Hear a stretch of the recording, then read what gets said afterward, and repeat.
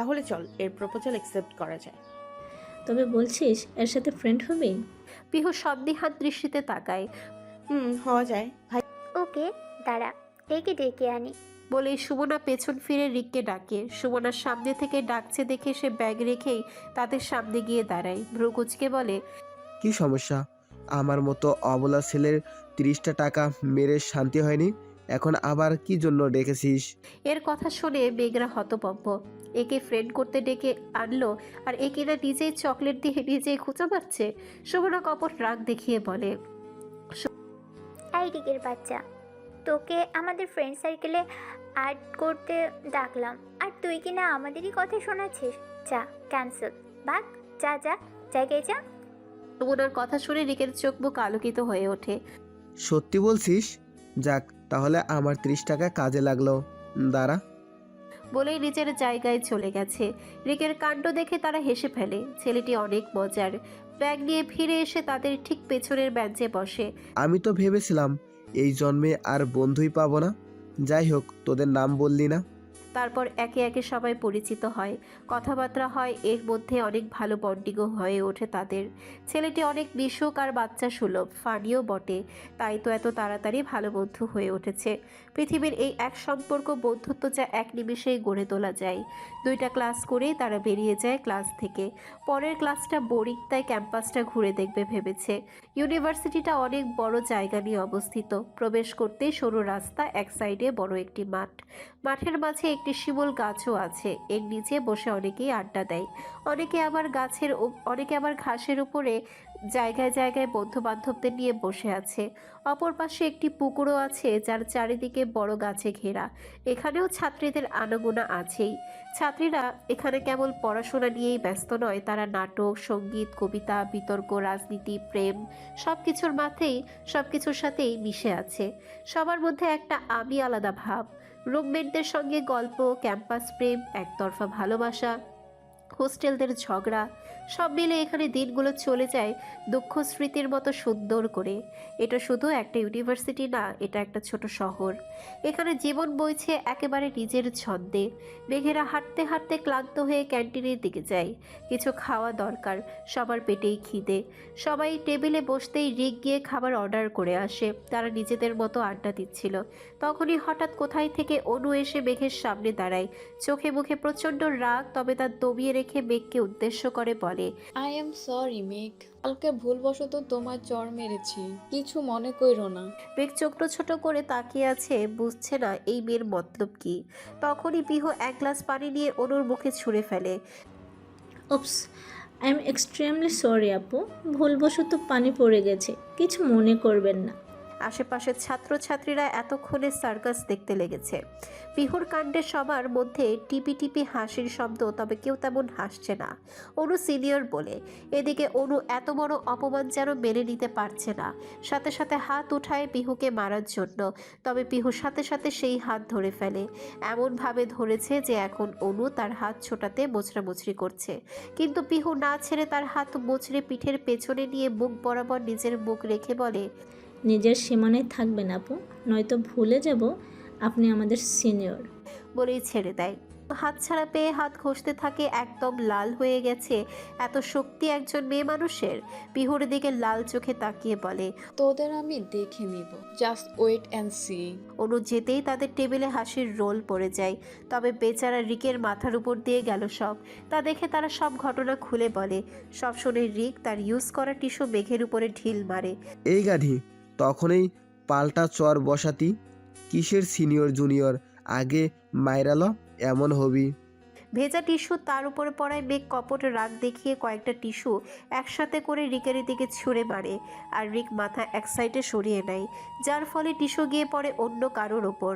রুদ্র তার গ্যাংসহ কেবলই প্রবেশ করেছিল। রুদ্রের মাথাটা ধরেছে, তাই সে কফি অর্ডার দিতে কাউন্টারের দিকে এগোয়। ঠিক তখনই ডান সাইড থেকে একটি টিস্যু এসে তার বুক বরাবর লাগে।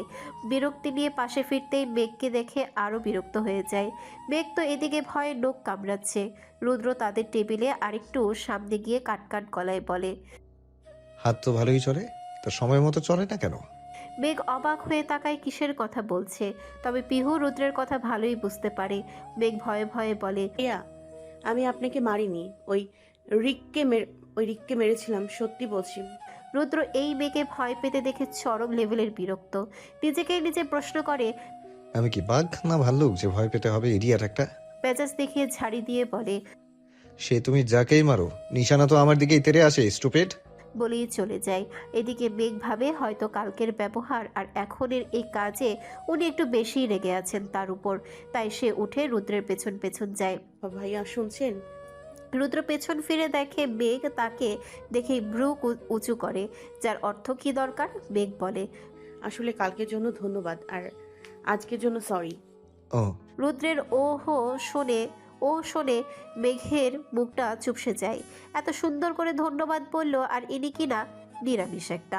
রুদ্রের আড়ালেই তাকে একটা ভেঙচি কেটে চলে আসে। এদিকে রুদ্র হেসে ফেলে, কারণ সামনের জানালার গ্লাসে মেঘের ভেঙচি মারা স্পষ্ট দেখা গেছে। মেয়েটাকে এভাবেই ভালো লাগে, এমন ভীতু একদম মানে না। মেঘ আজ হেঁটেই বাসায় ফিরছে। হঠাৎ মেঘের চোখ যায় রাস্তার ধারে একটা রেস্টুরেন্টের পাশে ডাস্টবিনে ফেলে দেওয়া অর্ধেক খাওয়া বিরিয়ানির প্যাকেট থেকে একটা বাচ্চা ছেলে খাবার মুখে দিচ্ছে। এই কি করছো? এগুলো ভালো না। বলেই ছেলেটির হাত থেকে খাবার প্যাকেটটা ফেলে দেয়। বাচ্চাটি মেঘের দিকে অসহায় চোখে তাকিয়ে বলে, বাচ্চার মুখে এমন কথা শুনে মেঘ বাকরুদ্ধ। বিস্ময় নিয়ে বলে, তোমার বাবা মা নেই? মেঘের ভেতরটা নাড়া দিয়ে ওঠে। চোখের সামনে ভেসে ওঠে তার অতীত। তার বাবা মারা যাওয়ার 3 বছরের মাথায় নানা নানির কথায় মা বিয়ে করেছিল। নতুন বাবা তাকে মেনে নেয়নি, তাই মা নানার বাড়িতেই রেখে যেতে বাধ্য হয়েছিল। তবে মেঘ নিজেকে সামলে নেয়। সেসব কথা বাদ দিয়ে ছেলেটির দিকে করুণা হয়। সে তাকে বলে, আসো আমার সাথে এই সামনের রেস্টুরেন্টে। তারপর মেঘ ছেলেটিকে নিয়ে গিয়ে কিছু খাবার কিনে দেয়। যেতে যেতে ছেলেটার মাথায় হাত দিয়ে বলে, কিছু একটা কাজ খুঁজে করার চেষ্টা করো। এসব ময়লা খাবার খেও না, অসুস্থ হয়ে যাবে, বুঝেছো? এদিকে দূর থেকে রাহুল মেঘের কার্যকর্ম দেখছে। তার চোখে মুখে ছিল মুগ্ধতা, বিস্ময় আর এক নতুন অন্যরকম অনুভূতি, যার নাম সে নিজেও জানে না। এই মেঘে যতবার দেখেছে তার থেকে চোখ ফেরানো দুষ্কর হয়ে পড়েছে। নতুন নতুন রূপ দেখেছে, কখনো ভীতু, কখনো হাসি খুশি, আর এখন এক মমতাময়ী মেঘ। রাহুল নিজের অজান্তে মেঘের মধ্যে আটকে ফেলে নিজেকে। হঠাৎ রাহুলের ধ্যান ভাঙে বাইকের শব্দে। রুদ্র বাইক নিয়ে দাঁড়িয়ে আছে, বিরক্তিতে উচ্চারণ করে ও বলে, কিরে, যাবি নাকি এখানেই থাকবি? তাহলে আমি চলে যাচ্ছি। না না, আমিও যাব। বলে বাইকে উঠে যায়। রুদ্রের কেমন জানি অন্যরকম লাগছে রাহুলকে। রাহুল রুদ্রের ফুফাতো ভাইও, আবার ছোটবেলা থেকেই তাদের বন্ধুত্ব, তাই হয়তো ছোটখাটো চেঞ্জও অতি সহজেই ধরে ফেলে। রুদ্র শান্ত কণ্ঠে জিজ্ঞেস করে। কাহিনী কি? রাহুল থতমত খায়। মানে কিসের কাহিনী? কোনো কাহিনী নেই। রুদ্র চুপ থাকে, আর কিছুই জিগায়নি। তবে কয়েক মিনিট পর রাহুল আবার বলতে লাগে, দোস্ত, একটা মেয়েকে ভালো লেগেছে। রুদ্র অবাক না হয়েই বলে, তাহলে তো ফুপিকে বলতেই হয়। দূর, মজা না, সিরিয়াস আমি। তো তো জিজ্ঞাসা করবি না কে সেই মেয়ে? কেন? তোর প্রেমিকাকে চিনে আমি কি করব? রাহুল একটু হতাশ হয়। এই শালা যে রসকসহীন জানার কথা। তো পছন্দ করিস, প্রপোজ করে ফেল। আসলে আমি শিওর না সে আমাকে নিয়ে কি চিন্তা করে। তাহলে একটু টাইম নে। তবে ভয় লাগছে যদি রিজেক্ট খাই। ঠিকানা বলিস, বাসা থেকে তুলে এনে দেবো। রুদ্রের কথায় রাহুলের মুখে প্রাপ্তির হাসি ফুটে ওঠে। পেছন থেকে রুদ্রের গলা জড়িয়ে ধরে। এই ছেলেটা ছোটবেলা থেকেই তাকে সাপোর্ট করে। কেউ কিছু বলার আগেই রুদ্র তার সামনে ঢাল হয়ে দাঁড়ায়। পরের দিন ক্লাসে আসতেই সুমনা আর রিকের যুদ্ধ লেগে যায়। মূলত পসিবলের বিপরীত শব্দ নিয়ে ঝামেলা। বললাম না ডিসপসিবল। সুমনা কর্কশ গলায় বলে। রিক সুমনার কথা শুনে হাসতে হাসতে পেটে ধরে বলে, শালি মূর্খ, তোর বাপ মা তো হুদাই টাকা নষ্ট করলো তোর পিছে। এটা ডিম্পসিবল না, অ্যানপসিবল হবে। এদিকে মেঘ নীরব দর্শক হয়ে এদের কাহিনী দেখে যাচ্ছে। অবশ্য তাকে কিছু বলার সুযোগও দিচ্ছে না। এর মধ্যে পিহু হাজির হয়। এদের ঝগড়া দেখে বসতে বসতে পিহু মেঘকে জিগায়, কি রে, এদের আবার কি হলো? মেঘ তপ্ত শ্বাস ফেলে বলে, দেখতে থাক, আমি ক্লান্ত। তখন রিক আবার বলে ওঠে, এই তুই জানিস আমি ইংলিশে সবসময় A+ পেয়ে এসেছি। এসব ইজি ওয়ার্ড আমি 1000টা জানি। সুমনা রেগে বলে। আমি গোল্ডেন A+ পেয়েছি, তোর থেকে বেশি জানি আমি। পিহু এদের ধমক দিয়ে চুপ করিয়ে বলে, কি হয়েছে? এমন ছাগলের 3 নম্বর বাচ্চার মতো ম্যামে করছিস কেন তোরা? পিহুর গলায় ওরা চুপ হয়ে যায়। সুমনা নাক ফুলিয়ে বলে, দেখ না পিউ, পসিবলের বিপরীত আমি বলছি ডিসপসিবল, তবে এই মূর্খ বলছে আনপসিবল হবে। রিক্তে তো উঠে বলে, এই তুই মূর্খ, পারিস কিছু? এইটা আনপসিবলই হবে। পিহু এদের কথা শুনতেই আপনা আপনি তার মুখ অফ হয়ে যায়। মেঘের দিকে এক পলক তাকায়, দেখে মেঘ কোনো রকমে হাসি কন্ট্রোল করে আছে। এবার দুজনের নজর এক হতেই কেউ আর হাসি ধরে রাখতে পারেনি। ক্লাস ফাটিয়ে হাসতে শুরু করে, একে অপরের উপরে গড়াগড়ি খাচ্ছে প্রায়। এদের হঠাৎ হাসিতেই রিক আর সুমনার ঝগড়া থেমে যায়। দুজনেই চুপসে যায়, এরা হাসছে কেন? রিক ফিসফিস করে বলে, এদের কি ভূতে ধরলো? সুমনাও নোক কামড়ে বলে। জানি না তো, ধরতেও পারে। মেঘ হাসি থামিয়ে বলে, মূর্খের দল, এটা ডিসপসিবল আর আনপসিবল। পিহু হাসতে হাসতে বলে, ভাই, তোদের ইংলিশ ওয়ার্ড শুনলে যে ইংরেজি বই বের করেছে সে কবর থেকে উঠে আসবে। তাদের কথায় দুজনেই লজ্জা পেয়ে যায়। কথা ঘোরাতে বলে, আমরা তো নিউ শব্দ বের করছিলাম, তাই না রে সুমনা? সুমনাও থমথমে মুখে বলে, হ্যাঁ হ্যাঁ, এগুলো নিউ ওয়ার্ড, পেন্টিংয়ে আছে, শীঘ্রই আসবে। এদের কথার মাঝেই টিচার চলে আসে। সবাই ক্লাসে মন দেয়। ক্লাস টিচার অ্যানাউন্স করে পরশুদিনই নাকি তাদের নবীনবরণ অনুষ্ঠান হবে। এমনিতেই দেশের কিছু জটিলতার কারণে ইয়ার লেটে শুরু হয়েছে, তাই একটু তাড়াতাড়ি সব অ্যারেঞ্জ করা হয়েছে। কেউ কিছুতে অংশগ্রহণ করতে চাইলে আজকের মধ্যেই নাম লেখাতে বলেছে। তা শুনে সবাই হাই হতাশ করছে, এত তাড়াতাড়ি হলে তো তারা কেমনে কি করবে। অনেকের ডান্স প্র্যাকটিস বাকি, নাটকের রিহার্সেল বাকি, কখন এসব করবে ভাবছে ক্লাস জুড়ে। এদিকে পিহু ধরে আরেক বায়না, তারা নাকি গ্রুপ ডান্স করবে। কিন্তু মেঘের সোজা সাপটা উত্তর সে এসবে নাই। প্লিজ জানু মনু, আমার মেঘ শোনা, রাজি হয়ে যা না। রাজি হলে তোকে আমি আমার বাপ। মেঘ গম্ভীর কণ্ঠে বলে, তোর ভাবি হওয়ার শখ নাই, আমি এসবে নাই। তোরা নাচ না করেছি নাকি? পিহু বলে, আরে আমার ভাই সেই হ্যান্ডসাম, সব মেয়ের ক্রাশ, তোরে পটাই দিবনে। আমার লাগবে না, আমি কোনো নাচ টাচে নাই। স্টেজে সবার সামনে দাঁড়াইতেই হাত পা কাঁপবে। আরে আমি যে ডান্স থিম ভেবে রেখেছি, কেউ আমাদের চিনবেই না, মুখ দেখবই না, দেখিস প্লিজ। সবার চোরাচুরিতে মেঘ এক পর্যায়ে রাজি হয়। সে এই অবধি কোনো কালে স্কুল কলেজের কোনো কিছুতে পার্টিসিপেট করেনি, তাই চাইছিল না, তবে এদের কথা ফেলতেও পারছে না। ক্লাস শেষ করে স্যার চলে যেতেই রুদ্র তার ফুল গ্রুপ নিয়ে প্রবেশ করে ক্লাসে। সব মেয়েরা তো ভীষণ খুশি, রুদ্রকে দেখে এক একজন চোখ দিয়ে গিলে খাচ্ছে যেন। রুদ্র এসে পকেটে হাত দিয়ে সামনে দাঁড়ায়। Attention please. মেঘ পানি খাচ্ছিল আর পিহুর কথা শুনছিল। হঠাৎ রুদ্রের কণ্ঠ শুনে মুখে পানি রেখেই সামনে তাকায়। রুদ্র মেঘকে এভাবে গাল ফুলিয়ে থাকতে দেখে ভ্রু কুচকায়। এদিকে পিহু মেঘের গালে দেয় একটা গুঁতা, সাথে সাথে তার মুখ থেকে সবটা পানি পড়ে সামনের বেঞ্চে কিছুটা জামায় পড়ে। রুদ্র চোখ ছোট ছোট করে হালকা আওয়াজে বলে, ইডিয়েট। তারপর কাজের কথায় আসে। স্যার নিশ্চয়ই বলে গিয়েছেন নবীনবরণ নিয়ে কথা, তো আমরা এর দায়িত্বে আছি। সায়ন বলতে লাগে, মেয়েদের জন্য শাড়ি আর ছেলেদের জন্য পাঞ্জাবি অর্ডার দিয়ে রেখেছি। এর জন্য সবাইকে 500 টাকা করে পে করতে হবে এবং এটা সবার জন্য বাধ্যতামূলক। কালকের মধ্যে জমা দিয়ে দিবে সবাই।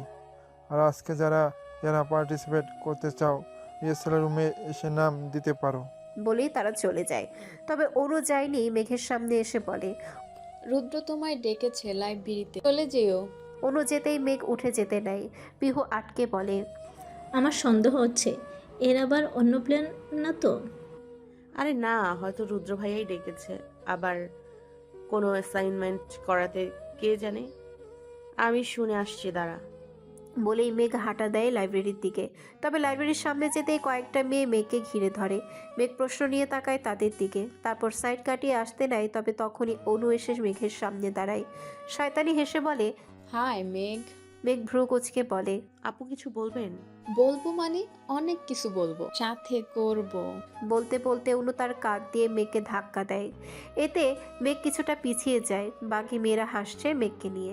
অনু বলে, এইবার ডাকো, কাকে ডাকবে দেখি কে বাঁচায়। রুদ্রের কাছে আমার নামে বিচার দিয়েছো, কোন সাহসে? অবাক হয় সে কখন কি বিচার দিল। সে বিস্ময় নিয়ে বলে, আমি রুদ্র ভাইকে কখন বিচার দিলাম? অনু রেগে আরেকটা ধাক্কা মেরে বলে, মিথ্যা বলিস না। কালকে তুই রুদ্রকে বলেছিস বলে রুদ্র আমাকে দিয়ে তোকে সরি বলিয়েছে। তখন সবার সামনে তোর বান্ধবী আমাকে অপমান করলো। এত সহজে ছেড়ে দেব তোকে? মেঘ চুপসে যায়। কি বলবে ভয় লাগছে তার। এরকম পরিস্থিতিতে কোনোদিনও পড়েনি আর পড়বে ভাবেওনি। কাউকে সাথে নিয়েই আসতাম। মেঘকে চুপ থাকতে দেখে অনু মেঘের হাত থেকে তার মোবাইলটা নিয়ে দেয়ালের দিকে ছুঁড়ে মারে। সাথে সাথে দুই ভাগ হয়ে যায়। তা দেখে মেঘ মোবাইলে উঠাতে যায়, তবে অনু মেঘের হাত ধরে ফেলে। তার দুই গাল চেপে ধরে বলে, বেশি বেড়ে গিয়েছিস তাই না? আমার সাথে পাঙ্গা নেওয়ার স্বাদ এখন তোকে মেটাবো। মেঘের গালে থাপ্পড় দিতে হাত উঠাতেই কেউ পেছন থেকে অনুর চুলের মুঠি ধরে টান দেয়। টানের সাথে নিজেকে সামলাতে না পেরে পেছনের দিকে উল্টে পড়ে। তাকিয়ে দেখে পিহু। অনু পিহুকে দেখে রেগে কিছু বলতে যাবে, তার আগেই পিহু আবার তার উপরে আক্রমণ করে। দুই হাতে চুল টেনে ধরে এক পিঠের মধ্যে ইচ্ছে মতো দিচ্ছে। এসব দেখে সাথে যে মেয়েগুলো এসেছিল তারা দূরে সরে যায় ভয়ে। মেঘ সুমনা গিয়ে পিহুকে আটকানোর চেষ্টা করে। এটা ভার্সিটি, যদি স্যারের কানে যায় অনেক ঝামেলা হবে এই ভেবে। তবে পিহুর সাথে পেরে উঠছে না। এদিকে অনুর অবস্থা খারাপ। ধস্তাধস্তির এক পর্যায়ে অনু পিহুকে ধাক্কা মেরে নিজের থেকে সরায়। পিহুর রাগে শরীর কাঁপছে, এসে আবার যায় অনুকে ধরতে, তবে মেঘ সুমনা আটকে দেয় তাকে। ছাড় আমাকে, এর তো সাহস কত বড় এর! অনুর চুলের 12টা বাজিয়ে দিয়েছে, মুখ একদম লাল হয়ে আছে, বেচারি মার খেয়ে ব্যথায় কাঁদছে। পিহু একে আবার বলে, এই তোকে না ওয়ার্ন করেছিলাম মেঘের থেকে দূরে থাকতে, সিনিয়রদের মতো থাকতে। পরিস্থিতি খারাপ দেখে একটি মেয়ে এগিয়ে এসে অনুকে ধরে নিয়ে দ্রুত সে জায়গা ত্যাগ করে। পিহু চটে যায় মেঘের উপর। তুই এই মেয়ের কথা শুনে আসলি কেন? এখন যদি আমরা না আসতাম কি হতো? মেঘ সুমনা পিহুকে শান্ত করতে করতে ক্লাসে নিয়ে যায়। সেদিন আর মুড ঠিক না থাকায় ক্লাস কেউ করেনি, বাসায় চলে যায় সবাই। সকাল থেকেই বৃষ্টি হচ্ছে। মেঘের আজ ভার্সিটি যাওয়ার ইচ্ছে নেই, তবুও যেতে হচ্ছে বিচ্ছুগুলোর জন্য। রাস্তা পুরো ফাঁকা, আশেপাশে কোনো গাড়িও নেই। এই ঝুম বৃষ্টিতে কেই বা বের হবে? অগত্যা বাধ্য হয়ে ছাতা মাথায় দিয়ে হাঁটতে থাকে, সামনে যদি কোনো রিক্সা পায় সেই আশায়। তবে প্রায় অর্ধেক পথ যেয়েও কোনো খালি রিক্সার দেখা মেলেনি। হঠাৎ মেঘের চোখ যায় রাস্তার পাশে এক বয়স্ক মহিলার দিকে। মাথায় একটা ওড়না দিয়ে নিজেকে ঢাকার চেষ্টা করে এই বৃষ্টির মাঝেই। এগিয়ে যাচ্ছে, তবে এতে তেমন কিছুই লাভ নেই, ভিজেই গেছে। মেঘের ভীষণ মায়া লাগলো। সে আশেপাশে তাকিয়ে মহিলাটির কাছে গিয়ে তাকে নিজের ছাতাটা দিয়ে দেয়। মহিলাটি মেঘের দিকে করুণ চোখে তাকিয়ে মুখে সে কি অমায়িক হাসি। সে হাসিতেই যেন মেঘের জন্যে অঢেল দোয়া সম্মান বলে দিচ্ছে। মেঘও হালকা হেসে দৌড়ে গিয়ে পাশের ছাউনির নিচে দাঁড়ায় বৃষ্টি কমার আশায়। প্রায় 30 মিনিট পর বৃষ্টি পড়া বন্ধ হয়। এর মধ্যে একটা রিক্সাও পেয়ে যায়। সে তাড়াতাড়ি উঠে পড়ে। ভার্সিটি পৌঁছাতে পৌঁছাতে 10টা 10 বেজে গেছে। অলরেডি প্রথম ক্লাস শুরু হয়ে গেছে। তাড়াহুড়ো করে করিডোর পেরিয়ে ক্লাসের দিকে এগোয়। দোতলার 3 নাম্বার ক্লাসটা তাদের। মেঘ দোতলায় উঠে প্রথম ক্লাস পেরিয়ে যেতে হঠাৎ কেউ তার হাত ধরে টান দিয়ে ক্লাসের ভেতরে ঢুকিয়ে সাথে সাথে দরজা বন্ধ করে দেয়। দরজা জানালা বন্ধ হওয়ায় ক্লাস অন্ধকার হয়ে আছে। মেঘ হঠাৎ ঘটনায় নিশ্চুপ হয়ে যায়। পরক্ষণে সে আশেপাশে তাকিয়ে দেখার চেষ্টা করে, তবে ব্যর্থ, অন্ধকারে কিছু দেখছে না। ভয়ের চোটে সে কাঁপা কাঁপা গলায় বলে, কে? তবে অপর পাশ থেকে কোনো উত্তর আসেনি, শুধু নিঃশ্বাসের শব্দ হচ্ছে। মেঘ পুনরায় জিজ্ঞেস করে, কে? কথা বলছে না কেন? এবারও কোনো উত্তর আসেনি, তবে সামনের ব্যক্তিটি তার দিকে এগিয়ে আসছে তা সে বেশ বুঝতে পারছে। মেঘের বুক ধরফর করছে। তাড়াতাড়ি পিছিয়ে গিয়ে অন্ধকারের হাতড়িয়ে দরজার কাছে যেতে চায়, তবে তার আগেই সেই লোকটি মেঘের হাত ধরে ফেলে। মেঘের শরীর কেঁপে ওঠে। লোকটার শরীরের থেকে আসছে তীব্র পুরুষালী সুবাস। তা আস্তে আস্তে আরো তীব্র হচ্ছে। ছেলেটি একদম মেঘের কানের কাছে মুখ নিয়ে আসে, কানের লতির কাছে ঠোঁট ছুঁই ছুঁই ফিসফিসিয়ে বলে, এত তাড়া কিসের তোমার? মেঘ থমকে যায় কণ্ঠটি শোনে। একটা রুক্ষ অথচ কোমল স্বর। শোনা মাত্রই মেঘের বুকে ধক করে ওঠে। তবে এতক্ষণ অন্ধকারে নিজেকে আর ঠিক রাখতে পারেনি।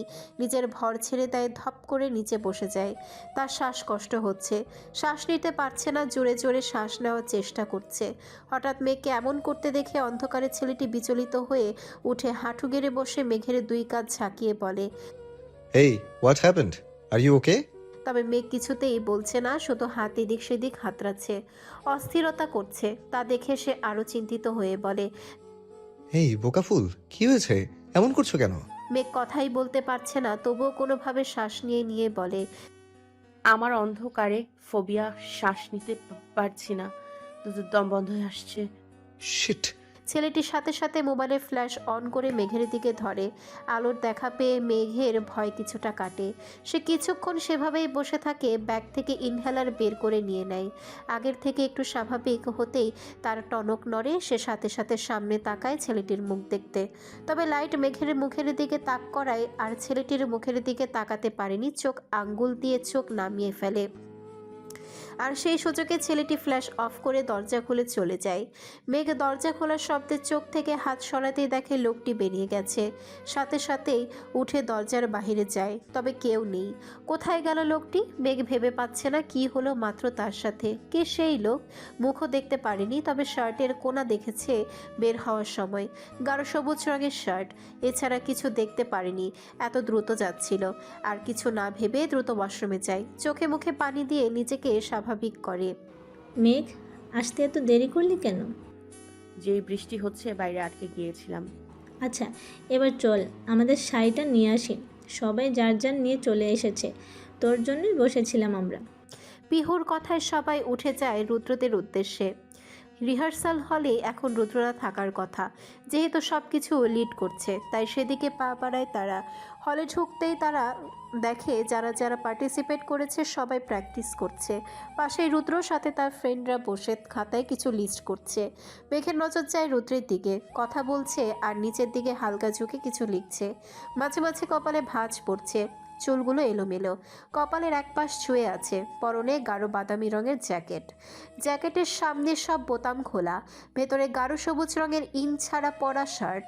শার্টের দিকে নজরে যেতেই মেঘের তখনকার ছেলেটির কথা মনে পড়ে।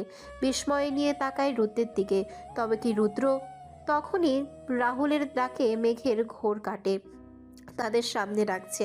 মেঘ রাহুলের দিকে তাকাতেই দেখে সেও সেম কালার শার্ট পরে আছে। কনফিউজড হয়ে যায়, মুহূর্তেই সে নিজেকে সামলে নেয়। সেম কালার শার্ট পরতেই পারে, তাই বলে না জেনে সন্দেহ করা উচিত না। তবে কে সেই ছেলে?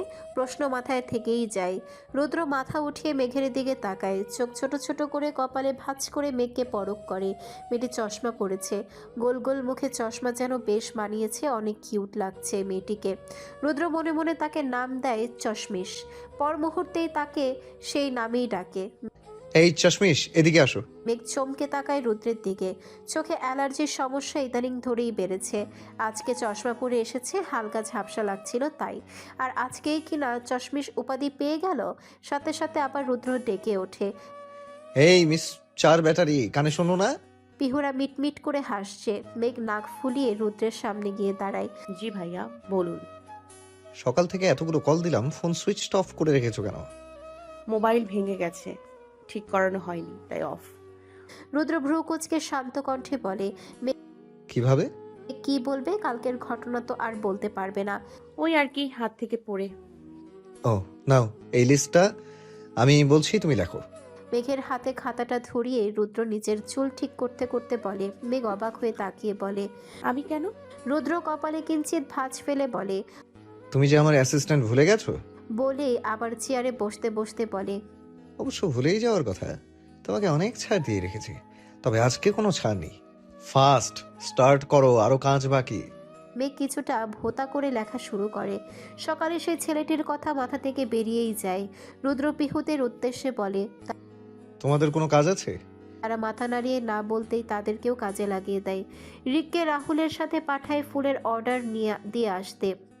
সুমনা আর পিহু সাথে আরও কয়েকজন মেয়েকে লাগায় করিডোরগুলোতে সুন্দর নকশা আঁকতে। বাকি টুকিটাকি ছেলেদের কাজ সায়ান শান্তরা করছে। আর মেঘ এদিকে রুদ্রের মুখোমুখি বসে বসে লিস্ট করছে। তার হাতটা চলছে, তবে মন ছটফট করছে এক অদৃশ্য জ্বালায়। রুদ্রের সামনাসামনি আসলে কেমন জানি অনুভূতি হয়, তার বর্ণনা তার কাছে নেই। একদম সামনেও নয়, তার থেকে 2 হাত দূরেই তো বসা। নিজের মনের অনুভূতিকে সাইডে রেখে সে রুদ্রের কথায় মন দেয়। লিস্ট লেখা শেষ হতেই মেঘকে আরেক কাজ দেয়, যারা ডান্স করছে তাদের মিউজিক আর টাইমিং চেক করতে। প্রত্যেকটা যেন 4 মিনিটের কম হয় নির্দেশনা দিয়ে পাঠায়। মেঘ একটি চেয়ারে বসে বসে প্রায় 1 ঘন্টা ধরে সবার ডান্স টাইমিং আর গান নোট করেছে। তার কান ঝালাপালা হয়ে গেছে স্পিকারের গান শুনতে শুনতে। ধরা মাথা নিয়ে রুদ্রের কাছে যায়। দেখে রুদ্র স্টেজ ডেকোরেশনের কাজে ব্যস্ত। ডেকোরেশনের লোকেরা এসেছে, স্টেজ বাঁধছে তারাই, তবে রুদ্র ডেকোরেশন দিচ্ছে, তবে রুদ্র ডিরেকশন দিচ্ছে। মেঘে দূর থেকেই রুদ্রকে কয়েকবার ডাকে, তবে শোনে না সে। ওদিকটায় ব্যস্ত, তাই বাধ্য হয়ে সে এগিয়ে যায়। রুদ্রের পিছে দাঁড়িয়ে আবার ডাকে তাকে। মেঘের ডাকে রুদ্র পেছনে ফিরে তাকায়। সাথে একটি লোক স্টেজের সাইডে বাঁশ লাগাচ্ছিল। হঠাৎ মেঘের কণ্ঠ শুনে সেও তাকাতে যেয়ে হাত ফসকে বাঁশটা নিচে একদম মেঘের উপরে পড়তে নেয়। তা দেখে রুদ্র দ্রুত মেঘকে টান মেরে একদম নিজের কাছে নিয়ে আসে। আচমকা টানে মেঘ গিয়ে পড়ে রুদ্রর বুকে, যার ফলে রুদ্রের শরীরের স্মেলটা অতি সহজেই তার নাকে এসে লাগে। তার চেনা চেনা লাগছে স্মেলটা, তবে বেশিক্ষণ ভাবতে পারিনি। মেঘের মাথায় যে বাড়ি খায় রুদ্রের থুতনিতে বেচারা আউচ করে ওঠে। মেঘ তড়িঘড়ি করে দৌড়ে সরে আসে। রুদ্র চকমক কুচকে থুতনি ঘষছে, ফর্সা হওয়ায় একদম লাল হয়ে গেছে। বেশি ব্যথা পেয়েছে ভেবে বিথ কণ্ঠে বলে, সরি সরি সরি। রুদ্র নিজের থুতনি ঘষতে ঘষতে রেগে বলে, এই মেয়ে এত কেয়ারলেস কেন? দেখুনি এদিকে স্টেজ বাঁধছে, জায়গাটা রিস্কি, এখানে আসতে গেলে কেন ইডিয়েট? নিজে তো বেঁচে গেলে মাঝে আমি ব্যথা পেলাম। উফ। মেঘ রুদ্রের কথা না শুনেই দ্রুত সেখান থেকে চলে যায়। রুদ্র রাগী চোখে তার যাওয়া দেখে, বেয়াদব বলে সম্বোধন করতে ভুলল না। তবে কয়েক মিনিটের মাথায় মেঘ আবার হাজির হয়। রুদ্রের সামনে যে হাতে করে আনা আইস কিউবটা তার থুতনিতে ধরে। রুদ্র সামনের একটি লোককে কিছু বলতে ব্যস্ত ছিল। হঠাৎ তার ঠান্ডা অনুভব হতেই নিচের দিকে তাকায় দেখে মেঘ আইস কিউব নিয়ে এসেছে। কিছুটা অবাক হয়ে পর মুহূর্তেই বলে, এই মেয়ে আবার এসেছো এই জায়গায়? মেঘ কিছু একটা ভেবে সন্তস্বরে বলে, পরে চিল্লায়েন, এখন এই সাইডে আসুন তো। বলে মেঘ নিজেই রুদ্রের হাত ধরে পাশের চেয়ারের দিকে হাঁটা দেয়। রুদ্র পুরাই হয়ে গেছে, সে যেন জমে গেছে, হাত পা ঠান্ডা হয়ে আসছে মেঘের হঠাৎ স্পর্শে। সে শুধু মেঘের সাথে পায়ে পা মেলাচ্ছে। মেঘ রুদ্রকে চেয়ার বসিয়ে থুতনিতে অনেকক্ষণ আইস দিয়ে ধরে রাখে। রুদ্র কিছুই বলছে না, শুধু মেঘকে দেখছে। মেয়েটাকে অন্যরকম লাগছে তার। প্রায় 5 মিনিট পর মেঘ হাত সরিয়ে নেয়। রুদ্রের দিকে তাকাতেই তার টনক নড়ে, সজ্ঞানে আসে। নিজের কাজে নিজেই বোধগম্য হতেই লজ্জারা ঘিরে ধরে। কি করছিল সে? দ্রুত রুদ্রের হাতে খাতাটা দিয়ে সে সেই জায়গা ত্যাগ করে। এদিকে রুদ্র তাকিয়ে আছে মেঘের যাওয়ার পানে, পরক্ষণে মাথা চুলকায়। মেয়েটা লজ্জা পেয়েছে বেশ বুঝতে পেরেছে। তার গালের লাল আভা আর লাল হয়ে যাওয়া নাকটাই তার লজ্জার সাক্ষী। মেঘ, পিহু, সুমনা বাসার যাওয়ার জন্য বের হয়। রিক অলরেডি চলে গেছে। হালকা বৃষ্টি হচ্ছে এখনো। মেঘকে পিহু ছাতা দিয়ে এগিয়ে রাস্তার পাশে একটি ছাউনির নিচে দাঁড় করিয়ে যায়। যদিও সে বারবার বলছিল তার গাড়িতে যেতে ড্রপ করে দিবে, তবে মেঘ না করে দেয়। অনেকক্ষণ দাঁড়িয়েও গাড়ি পাচ্ছে না, আবার সেই ঝুম বৃষ্টি শুরু। এখন কেমনে কি করবে? ছাতাও নেই যে হেঁটে যাবে। হঠাৎ সেখানে কয়েকটি ছেলে এসে দাঁড়ায়, দেখতে বখাটে টাইপের। মেঘ তাদের দেখে এক্সাইট হয়ে দাঁড়ায়। ছেলেগুলো মুখে সিগারেট নিয়ে মেঘকে উপর থেকে নিচ অব্দি স্ক্যান করছে। মেঘ খুবই আনইজি ফিল করছে। বারবার ওনা ঠিক করছে, তবু ছেলেগুলোর চোখ সরছে না। উল্টো সিগারেটের ধোঁয়া উড়োয়, চারপাশে সিগারেটের গন্ধ ছড়িয়ে পড়ে। মেঘ মুখ চেপে ধরে, তার এই গন্ধ সহ্য হয় না। মেঘকে এইভাবে দেখে একটি ছেলে বলে ওঠে, হ্যাঁ কি ঢং! দিন শেষে ভাতারে সিগারেট খাওয়া ঠোঁটেই চুম্মা লয়, আবার এখানে ভাব মারায়। ছেলেটার কথা শুনতেই বাকিরা হেসে ওঠে। মেঘ শক্ত হয়ে দাঁড়িয়ে আছে, তাকাচ্ছেও না তার দিকে। ছেলেগুলো আজে বাজে গান গেতে লাগে। মেঘের ভীষণ অস্বস্তি হচ্ছে। হঠাৎ একটি কালো গাড়ি এসে মেঘের সামনে থামে। মেঘ সেদিকে তাকাতেই দেখে পিহু ছাতা নিয়ে এগিয়ে আসছে। মেঘ তাকে দেখে একটু সাহস পায়, দ্রুত সেও এগিয়ে গিয়ে পিহুর ছাতার নিচে যায়। পিহু তাকে নিয়ে গাড়ির পেছনের সিটে বসতেই গাড়ি চলতে শুরু করে। মেঘে দীর্ঘশ্বাস ফেলে বলতে লাগে, বাঁচালি বোন। ছেলেগুলো এত বাজে, কি সব বাজে ইশারা করছিল, সিগারেটের ধোঁয়া উড়াচ্ছিল। পিহু কিঞ্চিত রেগে বলে, মেঘ তোকে টাচ করেনি তো? ভয়ে ভয়ে বলে, না, তবে আর কিছুক্ষণ থাকলে হয়তো। আর বলেনি, বেচারি এমনি ভীতু, তার উপর এমন সিচুয়েশনে পড়েছে। এদিকে কেউ একজন মেঘের কথা শোনাতেই চোয়াল শক্ত হয়ে যায়, কপালের রগ ফুলে ওঠে। মোবাইলে কাউকে মেসেজ পাঠায়। ছেলেগুলোকে যেন আমি সন্ধ্যার মধ্যে গোডাউনে পাই। মেঘ তার অ্যাড্রেস আগেই বলে দিয়েছিল। তার বাসার সামনে আসতেই মেঘ বলে ওঠে, ড্রাইভার আঙ্কেল ডান পাশের গেটের সামনে দাঁড়ান, ওই যে ব্লু কালার গেট ওইটা। মেঘের মুখে ড্রাইভার আঙ্কেল নাম শুনতেই গাড়ি থামিয়ে সামনে ড্রাইভিং সিটে বসা রুদ্র পেছনে ফিরে তাকায়। বিস্ময় ভরা চোখে বলে, হোয়াট? আমাকে তোমার ড্রাইভার মনে হয়? আবার আঙ্কেল? মেঘ রুদ্রকে ড্রাইভারের জায়গায় দেখে চমকে যায়। আপনি এখানে কি করছেন? রুদ্র ভ্রু কুচকে বলে। আমার গাড়িতে আমি থাকবো না তো কে থাকবে? মেঘ অবাক হয়ে একবার পিহুর দিকে তাকায়, দেখে সে মিটমিট হাসছে, আবার রুদ্রের দিকে তাকায়। পিহুর দিকে প্রশ্নাত্মক দৃষ্টিতে ফের তাকাতেই পিহু ফরফর করে বলে ওঠে। ইনি রুদ্র চৌধুরী, ওরফে আমার একমাত্র বড় ভাই। মেঘ অবাকের চরম পর্যায়ে চলে গেছে। রুদ্র পিহুর ভাই হলে সে এতদিন বলেনি কেন? আর পিহুর কাছেই কিনা তার ভাইয়ের নামে যা তা বলতাম, ইয়া আল্লাহ। সে চমকিত নয়নে পিহুর দিকে তাকিয়ে বলে। এতদিন বলিসনি কেন? পিহু বলল। এমনি ভাইয়ের পরিচয় ভার্সিটিতে থাকার ইচ্ছা নাই, তাই পরিচয় দেয়নি কাউকে। রুদ্র কথার মাঝে কর্কশ গলায় বলে। তোমার বাসার সামনে চলে এসেছি। মেঘ দ্রুত নেমে যায় গাড়ি থেকে। পিহু মেঘকে উদ্দেশ্য করে বলে। সন্ধ্যায় গাড়ি পাঠাবো, চলে আসবি। আমার বাসায় প্র্যাকটিস বাকি। কিন্তু আর তোর বড় আব্বু? মেঘ মাথা নেড়ে যেতে যেতে একবার রুদ্রের দিকে তাকায়। সেও তার দিকেই তাকিয়েছিল। চোখাচোখি হতে রুদ্র চোখ সরিয়ে গাড়ি স্টার্ট দেয়। এদিকে পিহু রুদ্রকে ড্রাইভার বলে বলে মজা উড়িয়েছে সারা রাস্তা। সন্ধ্যার দিকে মেঘের জন্য পিহু গাড়ি পাঠায়। মেঘকে কিছুতেই পাঠাতে চাচ্ছিল না তার মা, তবে মিজানুর শিকদারের কথার উপরে কথা বলার সাহস নেই, তাই আর আটকাতে পারেনি। মেঘকে নিয়ে সুমনাকেও তার বাসা থেকে পিক করে নেয়। গাড়ি চৌধুরী বাড়ির গেট পেরিয়ে প্রবেশ করতেই মেঘ আর সুমনা অবাক হয়ে চারপাশ দেখছে। বাড়ি বলে ভুল হবে, ছোটোখাটো একটি রাজপ্রাসাদ বলা চলে।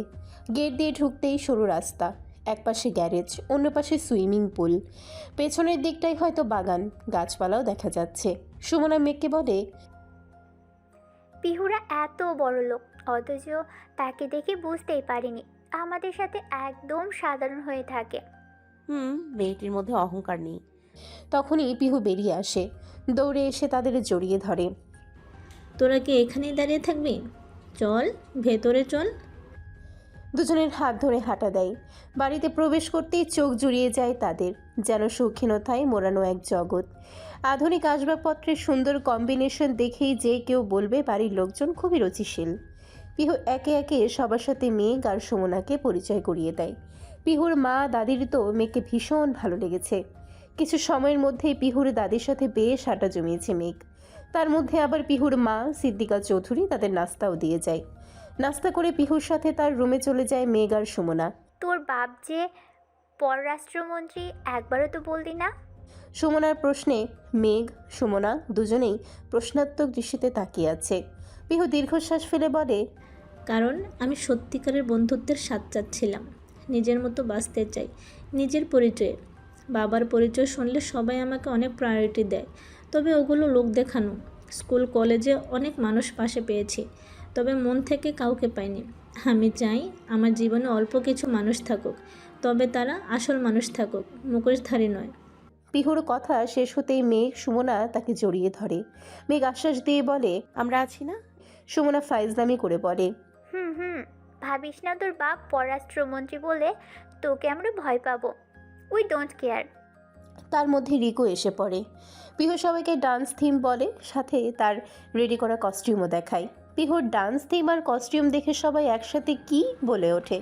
আরে ভাই, এটাই তো মজা। আমরা ডান্স প্লাস সবাইকে এন্টারটেনও করব। প্লিজ প্লিজ না করিস না। আমার অনেক দিনের শখ ছিল আমার ফ্রেন্ডদের নিয়ে এভাবে নাচতে। পিহুর রিকোয়েস্টে সবাই নিজের কস্টিউম পরে নেয়। বোরখায়ের উপরে সাদা ওড়না দিয়ে হিজাব পরা, আর মুখে পাউডার দিয়ে সাদা করে নিয়ে ভূত সেছে নেয়। কস্টিউম পরার পর এক একজন নিজেদের দেখে হাসতে হাসতে গড়াগড়ি কাচ্ছে প্রায়। রিক তো হাসতে হাসতে বলে। বইন, তোদের আসল রূপে এই প্রথমবার দেখলাম। ভালোই হয়েছে রূপ বদলে থাকিস। এই রূপে কারোর সামনে গেলে হার্ট অ্যাটাক করতো। Damn sorry. রিকের কথায় পাল্টা জবাবে পিহু বলে। আর তুই যে ছেলে থেকে মেয়ে হয়ে গেলে, তোকে কি ওইটা বলবো? রিকের মুখটা চুপসে হয়ে যায়। এই 3 বেডির ফ্রেন্ড হয়ে কত কি যে করতে হচ্ছে জীবনে, এখন আবার মেয়েও বানাই দিছে। বেচারা নিজের সম্মান বাঁচাতে মুখটা বন্ধ রাখে। তারপর সবাই ডান্স স্টেপ প্র্যাকটিস করতে লাগে। প্রায় 1 ঘন্টা পরে সবাই টায়ার্ড হয়ে বসে পড়ে। সুমনা হতাশ হয়ে বলে। আর না, আর ভালো লাগছে না নাচতে। মেঘও সম্মতি দেয়। পিহুরও সেম অবস্থা। রিক এদের এই অবস্থা দেখে বলে। চল লুকোচুরি খেলি। মেঘ অবাক হয়ে বলে। এখন এই অবস্থায় আর আমরা কি বাচ্চা? আরে খেলতে গেলে বাচ্চা বড় লাগে নাকি? আয়, পিহুদের বাড়িটা বড় আছে, খেলতে পারবো। রিকের কথায় সুমনা পিহু রাজি হয়। তারপর আর কি, সবাই সাক্ষী মিলিয়ে মেঘ চোর হয়। মেঘকে এক সাইডে চোখ হাতে দিয়ে দাঁড় করিয়ে দিয়ে বাকিরা লুকাতে চলে যায়। বেচারি মেঘ চোখ বন্ধ করিয়ে 1 থেকে 10 অব্দি গোনে, তারপরে খুঁজতে বের হয়। পিহুর রুম থেকে বেরিয়ে এসে আশেপাশে তাকায়। লম্বা এক করিডোর পেরিয়ে ছাদের সিঁড়ি। দোতলায় টোটাল 5টা রুম। পিহুর রুমের পাশে 2 রুম আর অপোজিটে আরও 2 রুম। সামনের রুমগুলোর দরজা বাইরে থেকে লাগানো দেখে মেঘ করিডর ধরে সামনে এগোয়। আশেপাশে তাকে একটাকেও দেখতে পাচ্ছে না। ছাদে গেল নাকি ভেবে সিঁড়ির দিকে এগোতেই সিঁড়ির আগের রুমের দরজা খোলা দেখে ভাবে হয়তো এখানে কেউ লুকিয়েছে। আস্তে আস্তে দরজাটা হালকা খুলে ভেতরে আধো অন্ধকার। আশেপাশে তাকাচ্ছে, কাউকে দেখছে না।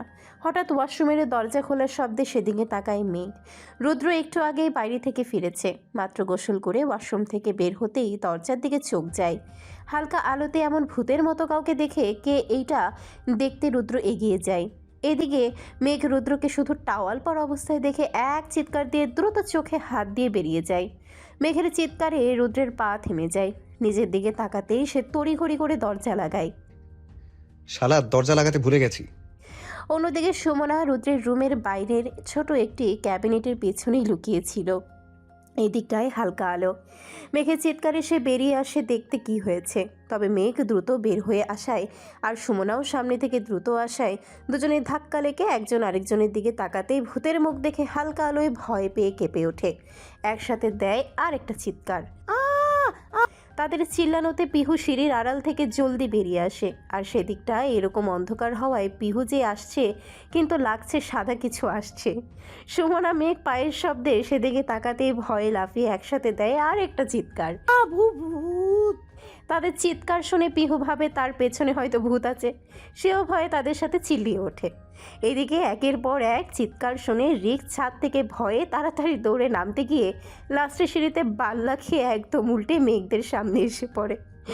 এর হঠাৎ আগমনে সবাই আরেকটা বাড়ি কাঁপিয়ে চিৎকার দেয়। এদিকে এমন চেঁচামেচি শুনে বাড়ির সবাই নিচ থেকে উপরে উঠে আসে। রুদ্র টি শার্ট ট্রাউজার পরে বের হয়ে আসে। এদিকে অন্ধকারে এদের দেখে তারাও চিল্লিয়ে ওঠে ভূত ভেবে।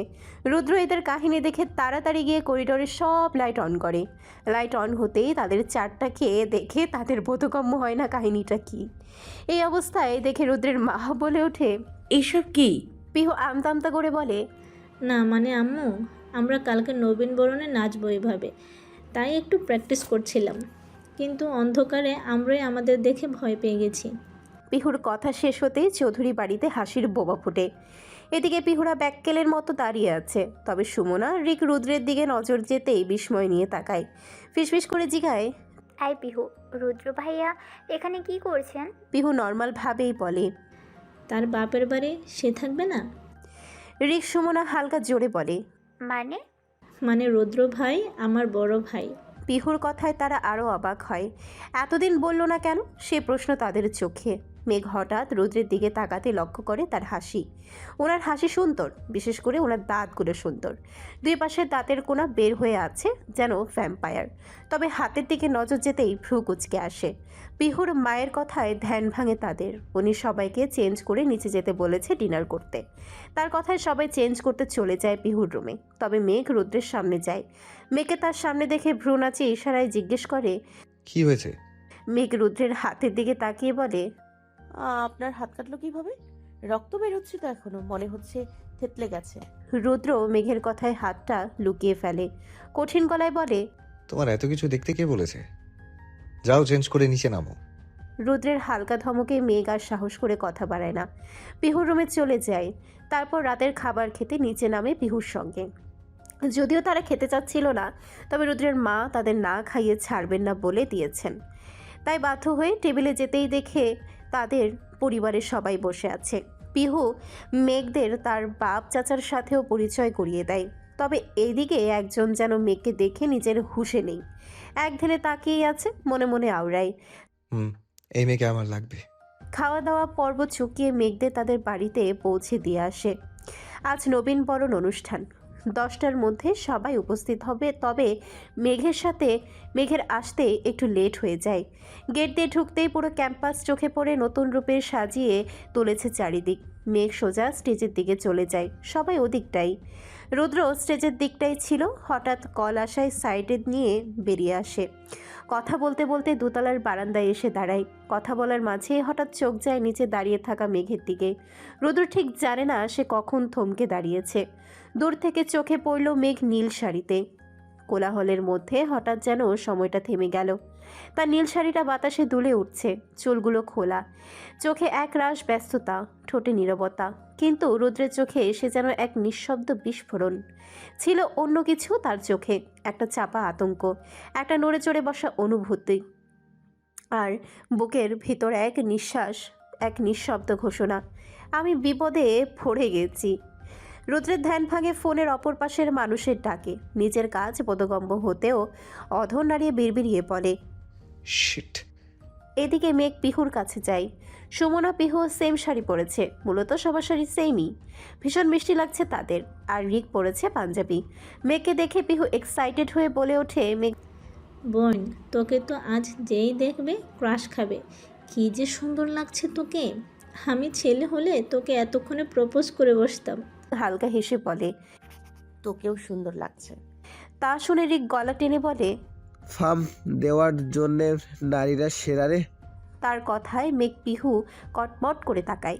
তাদের তাকানো দেখে রিক ফিকে হেসে বলে, না মানে পুরুষ সেরা রে। সুমনাকে অনেকক্ষণ চুপচাপ বসে থাকতে দেখে ব্যাপারটা হজম করতে পারছে না মেঘ। এই মেয়ে তো এত ভালো মানুষ না। তার উপর আজকের দিন সে নিয়ে অনেক এক্সাইটেড ছিল। পিহুকে ইশারায় জিজ্ঞেস করে, কি হয়েছে রে? তবে তার উত্তর সেও জানে না। মেঘ সুমনাকে হালকা ধাক্কা দিয়ে জিগায়, কিরে, কি হয়েছে?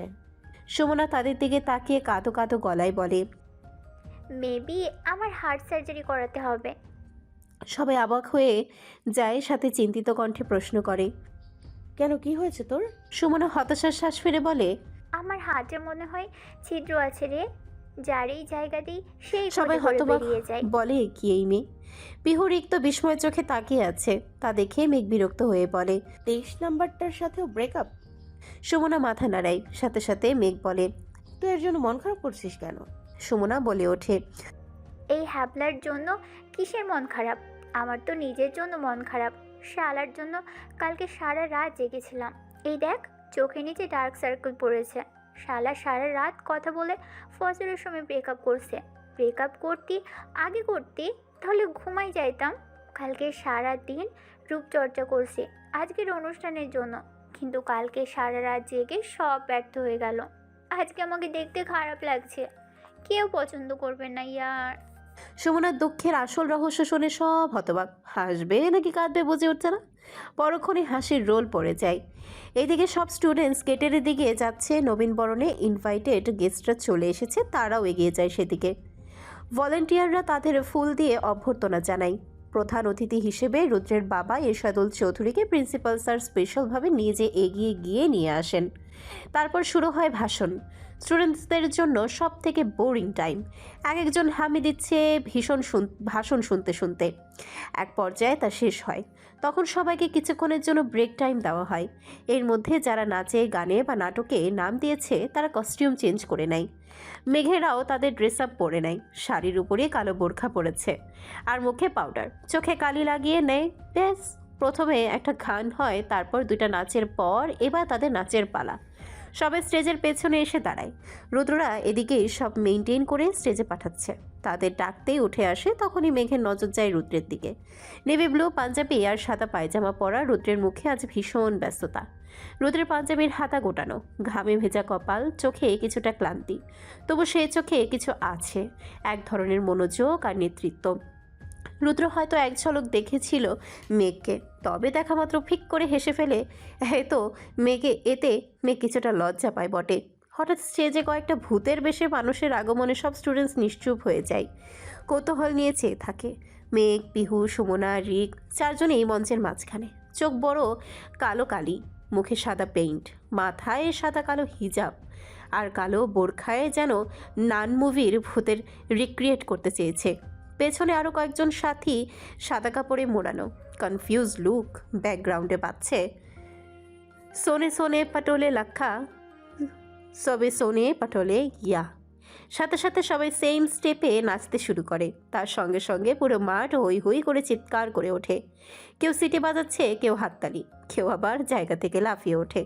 তারা প্রতিটি স্টেপ মিলিয়ে নাচছে, গানের বিটে বিটে গালে আঙ্গুল দিয়ে ঘুরে দাঁড়ায়, তো আবার কখনো কোমরে হাত দেয়। সবাই বেশ এনজয় করছে, মুখে অট্ট হাসি, স্যাররাও হাসছেন হালকা। বেশ বিটে সবাই একসাথে ঘুরে দাঁড়ায়। মাঠের সবাই দাঁড়িয়ে যায় একসাথে। পুরো মাঠে হাসির বিস্ফোরণ। তালিতে ফেটে পড়ে। কিছু স্টুডেন্টস রীতিমতো মিছিল দিচ্ছে বেবি ডল ভূত রিটার্ন চাই এই বলে। অতঃপর তারা নাচ শেষে স্টেজ থেকে নেমে যায়। মেঘরা চেঞ্জ করে নেয়। মেঘ শাড়ির কুচি ঠিক করতে করতে এগোচ্ছে। পিহুরা তার অনেকটা আগেই। হঠাৎ একটি মেয়ে দ্রুত আসায় মেঘের সাথে ধাক্কা লাগে। মেঘসহ মেয়েটি নিচে পড়ে যায়। এভাবে পড়ায় মেঘের ঠিক করা কুচিটা আরও এলোমেলো হয়ে যায়। কোমরেও বেশি ভালোই ব্যথা পেয়েছে। সাথের মেয়েটির সাথে সাথে উঠে মেঘকে টেনে ওঠায়। মেঘও কিছু না বলে চুপচাপ মেয়েটির পিছে পিছে যায়। মেঘকে নিয়ে ক্লাসের সামনে যায়। মেয়েটি দরজার পাশে দাঁড়ায়। মেঘ ক্লাসে ঢুকে শাড়ি ঠিক করার উদ্দেশ্যে, তবে ক্লাসে ঢুকতে হঠাৎ দরজা বন্ধের শব্দে পেছনে ফিরে তাকায়। পিহু হাঁটার মাঝে হঠাৎ মেঘকে না দেখতে পেয়ে ভ্রু কুচকে যায়। গেল কই এই মেয়ে? রিকার সুমনাকে যেতে বলে সে পেছন দিকে আবার যায় তাকে খুঁজতে। কিছু দূর যেতে কারো ডাকে পা থেমে যায় পিহুর। মাথা ঘুরিয়ে তাকিয়ে দেখা পায় উজ্জ্বল শ্যামলা রঙের সুদর্শন পুরুষের। মুখে ছাপ দাঁড়িয়ে, চোখে নর্মাল গ্লাস, চুলগুলো ব্রাশ করা, একটু বড় হওয়ায় কিছুটা উঠে উঠে আছে। নেভি ব্লু পাঞ্জাবিতে বেশ মানিয়েছে। ছোটোখাটো একটা ক্রাশ খেয়ে বসে আছে পিহু। ছেলেটির আবার ডাকে হুঁশ ফিরে নিজেকে স্বাভাবিক করে বলে, কি সমস্যা? কানে কি দেখেন না আমি যে যাচ্ছি? ডাকছেন কেন? ছেলেটা হকচকিয়ে যায়, অবাক কণ্ঠে বলে। পিহুর নিজেরও বোধগম্য হয় কিসব যাতা বলছে। এরপর মুহূর্তেই নিজেকে ঠিক প্রমাণ করতে কোমরে 2 হাত দিয়ে বলে, যেহেতু আমি বলেছি সেহেতু ঠিক বলেছি। ইওর এনি সমস্যা? ছেলেটি হালকা হেসে বলে। পিহুর কথায় সায় দিতেই তার ভাবটা আরেকটু বেড়ে যায়। আবার তাকে বলল, ডেকেছেন কেন? পিহু চোখ ছোট ছোট করে বলল, দেখে তো লাগছে এখানে স্টুডেন্ট। তা নতুন নাকি? ছেলেটি হালকা মাথা নেড়ে বলে। পিহু ভাবে তাদের ক্লাসমেট হয়তো, তাই তাকে আর কিছু বলার সুযোগ না দিয়ে পিহু বলে, নতুন এসে সিনিয়রদের সাথে বেয়াদবি? সালাম ছাড়া কথা? দাঁড়ান, স্যারকে বিচার দেব, টিসি দিয়ে বের করে দিবেন। পিহুর কথায় ছেলেটা কি বুঝলো না বুঝলো জানে না, তবে মুখটা একটু ভীতু করেই বলে। পিহু ফলোমি বলে তাকে অফিস রুমের দিকে নিয়ে যায়। মেঘ পেছনে তাকিয়ে দেখে আসিফ তার দিকেই তাকিয়ে দাঁত কেলিয়ে হাসছে। আর একটু সামনে এগিয়ে এসে বলে, মেঘ, তোমাকে আজ সেই হট লাগছে। মেঘ কিছুটা পিছিয়ে যায়। ভয় হচ্ছে দরজা বন্ধ কেন। আপনি এখানে কেন? আর দরজা বন্ধ করেছেন কেন? বলে সে দরজা খুলতে এগিয়ে যেতে নেয়, তবে আসিফ তার সামনে এসে দাঁড়ায়। এত তাড়া কিসের যাওয়ার? এখনো তো অনেক কিছু বাকি আছে। হঠাৎ অনেকগুলো গোলাপ ফুল বের করে হাঁটু গেড়ে বসে যায় মেঘের সামনে। তার চোখে অদ্ভুত ঝলক, ঠোঁটে হাসি নয়, এক ধরনের শকুনি ভঙ্গি। সে বলে, আমি তোমাকে ভালোবাসি মেঘ। তোমাকে দেখার পর থেকে আর কোনো কিছুর দিকে নজর আটকে যাচ্ছে না। কি জাদু করেছো আমায়। মেঘ কী বলবে ভেবে পাচ্ছে না। মাথায় চিন্তা, এখন যদি ডিরেক্ট রিজেক্ট করি ক্লাসে তো সে একা। যদি খারাপ কিছু করতে চায়, সে বুঝ দিয়ে বলল, দেখুন ভাইয়া, আগে দরজা খুলুন। আসিফ হুট করে এসে মেঘের হাত ধরে ফেলে। মেঘ 2 পা পিছিয়ে যেতে নিয়েও পারেনি। আসিফ করুণার সরে বলে, ভয় পাচ্ছ? ভয় পেও না, আমি কিছুই করব না যদি তুমি রাজি হয়ে যাও। মেঘ সে হাত ছাড়ানোর চেষ্টা করছে। তাকে চুপ থাকতে দেখে আসিফ রেগে যায়। তুই আমার গার্লফ্রেন্ড হ, আমি তোকে এই সেমিস্টারে টপ রেজাল্ট করিয়ে দেব, কেমন? পরপর আবারও বলে ওঠে, তুই একবার রাজি হ, দেখবি ক্যাম্পাসে সবাই তোর সামনে তোকে নিয়ে তাক লাগিয়ে দেব। এমন সেক্সি মেয়ে তো আমার পাশে ফিট হবি, কেউ কিছু বলার সাহস পাবে না, সবাই ভাবি রাখবে। মেঘ থমকে যায়। এতটা বাজে প্রস্তাব সে আশা করেনি। মেঘ ভয় পায়, পিছিয়ে যায় আসিফের সামনে থেকে।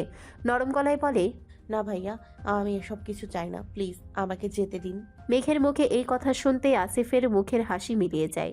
চোখে এক মুহূর্তে হিংস্রতা ভেসে ওঠে। হঠাৎ সামনে এগিয়ে এসে মেঘের চুলের মুঠি ধরে ফেলে। মেঘ তৎক্ষণাৎ ভয় পেয়ে চিৎকার করতে চায়, কিন্তু আসিফ মুখের খুব কাছে এসে ফিসফিস করে বলে, ওই রুদ্রটার জন্যই না, তার জন্যই তো রিজেক্ট করলি আমাকে।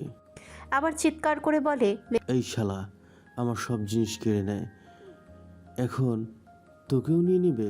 মেঘের কিছুই মাথায় ঢুকছে না। চুলে শক্ত করে ধরায় ব্যথায় চোখ মুখ কেচে বন্ধ করে নেয়। আসিফ আবার কণ্ঠে ক্ষোভ নিয়ে বলল, দাঁড়া, তোর এমন অবস্থা করব যে রুদ্র কেন কোনো ছেলেই তোর দিকে ফিরে তাকাবে না। বেশি ভাব, তাই না? ছোটাবো। তার চোখে তখন ঘৃণা, ক্ষোভ আর বিকৃত আনন্দ। মেঘ আর্তচিৎকার করতে চায়, ছটফট করে বের হওয়ার চেষ্টা করে, কিন্তু আসিফ তখন পাগলের মতো আচরণ করছে। মেঘের আঁচলে টান দেয়, তবে মেঘ দুই হাতে শক্ত করে ধরে রেখেছে, বিধায় সরাতে পারছে না। তা দেখে রেগে মেঘের গালে পর পর 3 থেকে 4টা থাপ্পড় মারে। অকথ্য ভাষায় গালিগালাজ করছে। মেঘ গলা ফাটিয়ে চিৎকার করছে, তবে কেউ শুনছে না। শুনবে বা কিভাবে? সবাই যে মাঠে। ধস্তাধস্তির এক পর্যায়ে মেঘ আসিফকে ধাক্কা মেরে ফেলে দরজার দিকে ছুটে যেতে নেয়, তবে মেঘের পা ধরে ফেলায় মুখ থুবড়ে নিচে পড়ে যায়। ব্রেঞ্চের সাথে লেগে কপাল কেটে যায়। ব্যথায় জর্জরিত মেঘ তবুও নিজের ইজ্জত বাঁচানোর আপ্রাণ চেষ্টা চালিয়েই যাচ্ছে। রুদ্র স্টেজের একদিকটায় ছিল, তখন কারো কল আসে। কিরে বেটা, আর কতক্ষণ ওয়েট করাবি? তুই চলে এসেছিস? আচ্ছা ওয়েট। কল কেটে শান্ত রাহুলের উপরে সব বুঝিয়ে দিয়ে সে চলে অফিস রুমের উদ্দেশ্যে। নিচে তালার করিডর পেরিয়ে যেতে নিতে হঠাৎ ঠাস করে বেঞ্চ পড়ার শব্দে রুদ্রের পা থেমে যায়। কিসের শব্দ হলো তা দেখতে সেদিকে যায়। কয়েকটা ক্লাসরুম পেরিয়ে যেতেও দেখে সব ক্লাসের দরজা বন্ধ। মনের ভুল ভেবে আবার পেছনে ফিরে হাঁটতে নিতে কারো চিৎকারের শব্দ কানে আসে। গলাটা তার পরিচিত মনে হচ্ছে। কারো কোনো বিপদ হলো না তো ভেবে সে সেদিকে আবার দ্রুত পায়ে আগায়। সব ক্লাসের দরজা খুলে চেক করতে করতে লাস্টের দরজাটা ভেতর থেকে অফ দেখে এসে বাইরে থেকে কয়েকবার দরজায় বাড়ি দেয়। এদিকে মেঘ বাইরে থেকে দরজা করাঘাতের শব্দে আরও চিৎকার করে ওঠে, কাঁদতে কাঁদতে বলে, কে আছেন? সাহায্য করুন প্লিজ। আসিফও থেমে যায়। এদিকে তো কারো আসার কথা না, কে আসলো? তবে সে দ্রুত মেঘের দিকে আবার এগিয়ে যায়। মেঘের শাড়ি আধখোলা, পেট স্পষ্ট। আসিফ সেদিকে হাত বাড়িয়ে নখ বসিয়ে দেয়, টেনে নিজের কাছে নিয়ে আসে। মুখ বাড়াতে নেবে অমনি পেছন থেকে কারো থাবায় মেঘকে ছেড়ে দেয়। পেছনের ব্যক্তিটি তাকে তার দিকেই ঘোরাতে আসিফ দেখতে পায় রুদ্রের মুখ। চোখে যেন আগুন ঝলসে পড়ছে। আর কিছু ভাবার সময় না দিয়েই আসিফের নাক বরাবর একটি ঘুষি মেরে দেয়। সাথে সাথে গলগলিয়ে রক্ত বেরোতে থাকে। শরীরের সব শক্তি দিয়ে আসিফকে সামনে মেরে যাচ্ছেই। আধমরা অবস্থা তার, তবুও রুদ্রের থেকে নিজেকে বাঁচানোর চেষ্টা। একসময় রুদ্রের হাতের বাঁধন ঢিলে হতেই সে ধাক্কা দিয়ে দৌড়ে বেরিয়ে যায়। রুদ্র আসিফকে ধরতে সেদিকে যেতে নেয়, কারো ফুপিয়ে কান্নার শব্দে পা থেমে যায়। পেছনে ফিরে দেখে মেঘ এক কোণায় জড়সড় হয়ে বসে আছে। কান্নার ফলে মাঝে মাঝে শরীর ঝাঁকি দিয়ে উঠছে। শাড়ি এলোমেলো, ফর্সা গালে 5 আঙ্গুলের দাগ স্পষ্ট, কপালে রক্ত। ডান হাতের ব্লাউজ কিছুটা ছিঁড়ে গেছে, সেখানে নখের আঁচড়ের দাগ। পেটের দিকে নজর যেতেই চোখ সরিয়ে নেয়। রুদ্রের হঠাৎ বুকের মধ্যে ভার ভার লাগছে। এই মেয়েটির এই অবস্থা সে মেনে নিতে পারছে না। কাঁপা কাঁপা পায়ে এগিয়ে যায় রুদ্র। মেয়েটি ভয়ে জড়সড় হয়ে কাঁদছে। হেই মেঘ, কিছু হয়নি তো? আমি চলে এসেছি। মেঘ একইভাবে বসে আছে, যেন আশেপাশে খেয়াল নেই তার। রুদ্র একটা ঢোক গিলে আবার ডেকে বলে, মেঘ। এবার মেঘ মাথাটা তুলে রুদ্রের দিকে তাকায়। কান্নার ফলে চোখে মুখে ফুল আছে। রুদ্র তাকে ভরসা দিতে বলে, Don't be afraid, I'm here with you. মেঘ যেন এমনই সান্ত্বনা খুঁজছিল। বসা থেকে উঠে রুদ্রের বুকে ঝাঁপিয়ে পড়ে। গলা ছেড়ে কাঁদছে মেয়েটি। রুদ্র বুঝতে পারছে সে তার নিজের জ্ঞানে নেই। ডান হাতটা মেঘের মাথায় রেখে তাকে শান্ত করার চেষ্টা করছে। রুদ্র বাম হাতে তার ফোনটি নিয়ে পিহুকে কল লাগায়। হ্যালো, হ্যাঁ ভাইয়া বলো। এখনই ফার্স্ট ফ্লোরের লাস্ট ক্লাসে চলে আয় দ্রুত। বলেই কল কেটে দেয়। পিহু ভাইয়ার কথা মতো ক্লাসে আসতেই তার পা স্লো হয়ে যায়। মেঘের এই অবস্থা দেখে তার ভেতর কেঁপে ওঠে। ভাইয়া ওর কি হয়েছে? রুদ্র মেঘের 2 কাঁধ ধরে নিজের থেকে ছাড়িয়ে পিহুকে ইশারা করে তাকে ধরতে। পিহু তাকে নিজের কাছে জড়িয়ে নেয়। মেঘ তখনও কাঁদছে। রুদ্র কর্কশ গলায় বলে ঠিকঠাক করে বাসায় পৌঁছে দিয়ে আসিস। বলে হন্তদন্ত হয়ে বেরিয়ে যায়। কাউকে কল লাগায়। কল আসিফকে আমি এখনই চাই, ইমিডিয়েটলি। কেটে বড় বড় পা ফেলে চলে যায় তার উদ্দেশ্যে। এদিকে পিহু মেঘকে প্রায় আধা ঘন্টা লাগিয়ে শান্ত করেছে। তারপরও মেয়েটি ভয়ে চুপসে আছে। তার শাড়ি ঠিকঠাক করে আঁচল দিয়ে শরীর ঢেকে দেয়। তারপর মেঘকে তাদের গাড়ি করে বাসায় ড্রপ করে দিয়ে আসে। টানা 1 সপ্তাহ মেঘ ভার্সিটি যায়নি। বাড়ির কেউ এমনিতেও মেঘের কোনো বিষয় নিয়ে চিন্তা করে না, তাই এই বিষয়ে কেউ কোনো প্রশ্ন করেনি। তবে এই এক সপ্তাহ পিহু, সুমনা, রিক, মেঘের সাথে যোগাযোগ রেখেছে। আজ পিহুদের জোরাজুরিতে যাচ্ছে সে। নিজেও চিন্তা করছে এভাবে আর কয়দিন থাকবে, উল্টো নিজের লেখাপড়ার ক্ষতি। তাই সকাল সকাল হাতের কাজ শেষ করে রেডি হয়ে নেয়। হলুদ রঙের চুড়িদার পরেছে, কানে ছোট সাদা পাথরের দুল, ঠোঁটে লিপ বাম লাগিয়ে ব্যাস শেষ তার রেডি হওয়া। ভার্সিটির সামনে আসতে ভাড়া মিটিয়ে নামতেই গেটের সামনে পিহুদের দেখা মিলে। মুখে মুচকি হাসি ফুটে ওঠে মেঘের। তাকে কমফোর্ট দিতে তার জন্য দাঁড়িয়ে ভালোই বুঝতে পেরেছে সে। মেঘকে দেখে তারা এগিয়ে আসে। সবাই টুকিটাকি কথা বলতে বলতে ক্যাম্পাসে ঢুকে। কথায় কথায় মেঘ জানতে পারে আসিফকে নাকি কারা মেরেছে, তার বাম হাতের আঙ্গুলও কেটে ফেলেছে। আসিফের নাম শুনতে মেঘের চোখে মুখে ঘৃণা ফুটে ওঠে। প্রথম ক্লাস শেষে স্যার যেতেই হঠাৎ সবার মোবাইলে নোটিফিকেশন আসে। মেঘরা হঠাৎ ক্যান্টিনের উদ্দেশ্যে বের হতে নিচ্ছিল, তাই খেয়াল করেনি। তবে হুট করে পুরো ক্লাসের স্টুডেন্ট তাদের দিকে ঘুরে ঘুরে তাকাচ্ছিল আর কী সব ফিসফিস করছিল। এসব দেখে পিহু একজনকে জিজ্ঞেস করে, আমাদের কি রূপ বেরিয়েছে? এভাবে তাকাচ্ছ কেন? ছেলেটি কিছুটা মজা নিয়েই বলে। এর কথায় ক্লাসের সবাই হাসতে লাগে। আরেকটি ছেলে বলে ওঠে, ক্লাসের সবাই যেন আরও মজা পেয়েছে, আবারও হেসে ওঠে। এদিকে মেঘের কিছুটা বোধগম্য হচ্ছে না কী সব বলছে এরা, সে শুধুই অবাক চোখে তাকিয়ে। রিক রেগে গিয়ে ছেলেটির কলার ধরে বলে, এই কী সব ফালতু কথা বলছিস, মুখ সামলে কথা বল। ছেলেটি নোংরা হেসে বলে। তার কথায় হোয়াটসঅ্যাপে ঢুকতেই চমকে যায়। মেঘ অবিশ্বাস্য চোখে তাকিয়ে 5 সেকেন্ডের একটি ভিডিও, যেখানে মেঘ রুদ্রের বুকে। মেঘের সেদিনের ঘটনা মনে পড়ে যায়। সে ভয়ের চোটে হিতাহিত জ্ঞান হারিয়ে রুদ্রকেই জড়িয়ে ধরে কাঁদছিল। ভিডিওটা সেই মুহূর্তে, তবে মেঘ যে কাঁদছে তা বোঝা যাচ্ছে না। মনে হচ্ছে দুজনেই খুবই ঘনিষ্ঠ মুহূর্তে। ক্লাসে কেউ হাসছে, কেউ চুপচাপ কনফিউশন নিয়ে তাকিয়ে আছে। পিহু ততক্ষণে ভিডিওটা দেখে চিৎকার করে বলে ওঠে, এই ভিডিও দিল কে? কার এত সাহস হয়? মেঘ যেন কিছু বুঝে ওঠার আগেই বেঞ্চে থপ করে বসে পড়ে।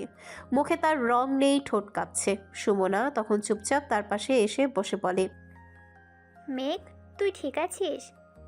সে কোনো মতে মাথা নাড়ে, চোখ দুটো ছলছল করছে। তার মনে হচ্ছে চারিপাশে মানুষজন যেন তাকে গিলে খাচ্ছে। রিক তখন ছেলেটির দিকে তেড়ে যায়। এই ভিডিও কে দিছে বল, তোদের নিজের বোন থাকলে এরকম করতি? পেছন থেকে একজন বলে ওঠে। ক্লাসের সবার হাসি যেন থামে না। মেঘ হাওয়ার মতো উঠে দাঁড়ায়, কারো মুখের দিকে না তাকিয়ে ক্লাস থেকে বেরিয়ে যায়। পিহু আর সুমনা চোখাচোখি করে তড়িঘড়ি করে তার পেছনে ছুটে। রিকে দাঁড়িয়ে কিছুক্ষণ থমকে থাকে, তারপর সেও গজগজ করতে করতে বেরিয়ে যায়। কমন রুমে বসে আছে মেঘ। সেই কখন থেকে চুপচাপ, কথা বলছে না, কিছু একটা চিন্তা করছে। পিহু মেঘের সামনে বোতল তুলে ধরে। পানি খেয়ে একটু, দম বন্ধ হয়ে আসছে তোকে দেখে। মেঘ কিছুই বলে না, চোখে কোনো আবেগ নেই, ঠোঁট দুটো শুকিয়ে আছে। ঠোঁটের লিপ বামটুকু যেন উড়ে গেছে ততক্ষণে। হঠাৎ খুব ধীরে বলে ওঠে, আমি জানি এসব কে করেছে। সুমনা পিহু জিজ্ঞেস করে, কে? তবে মেঘ তাদের কথার জবাব না দিয়ে হুট করে উঠে যায়। তার চোখে মুখে রাগ আর ঘৃণা স্পষ্ট। যে করিডর ধরে হাঁটা দেয় কাউকেই খুঁজছে সে। পিছে পিছে পিহুরাও আসছে। অন্যদিকে ভার্সিটির মেইন গেট দিয়ে ভেতরে ঢুকছে রুদ্র।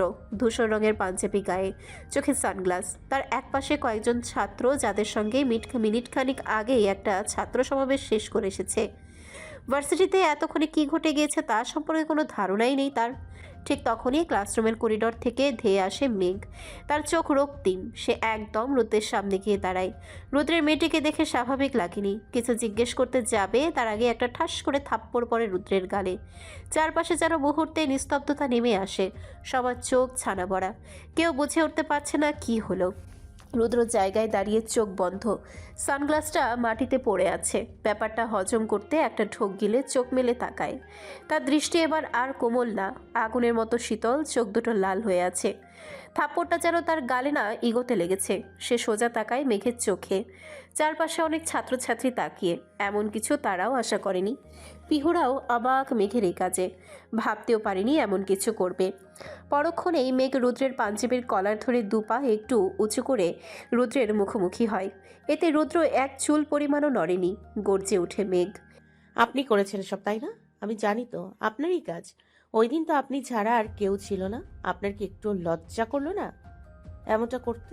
আপনার নিজের বোনের মুখটা একবারও চোখে ভাসলো না। আজ আমার জায়গায় যদি সে থাকতো। একে তো মেঘ সবার সামনে তাকে থাপ্পড় মেরেছে, তার উপর কলার ধরেছে। রাগে যেন রুদ্রের মাথা ফেটে যাচ্ছে। সাথে সাথে মেঘের দুই বাহু ধরেই নিজের থেকে ছাড়িয়ে পেছনের দিকে ধাক্কা মারে। হঠাৎ ধাক্কায় মেঘ পড়ে যেতে নেয়, তবে পেছন থেকে পিহু সুমনা তাকে আঁকড়ে ধরে। রুদ্র রাগে গজগজ করতে করতে বলে, হাউ ডেয়ার ইউ! তোমার সাহস কি করে হয় এই রুদ্র চৌধুরীর গায়ে হাত দেওয়ার? এমন গর্জনে মেঘ কেঁপে ওঠে। রুদ্রের এই রূপ নতুন দেখছে, খুবই ভয়ানক লাগছে তাকে। রুদ্র আরও এক পা সামনে এসে আবারও ধমকে বলে, যদি মেয়ে না হয়ে ছেলে হতে এতক্ষণে মাটির নিচে গেড়ে ফেলতাম। তোমার ভাগ্য ভালো মেয়েদের গায়ে হাত তোলার শিক্ষা পাইনি, নয়তো হাতটা ভেঙে গুড়িয়ে দিতাম।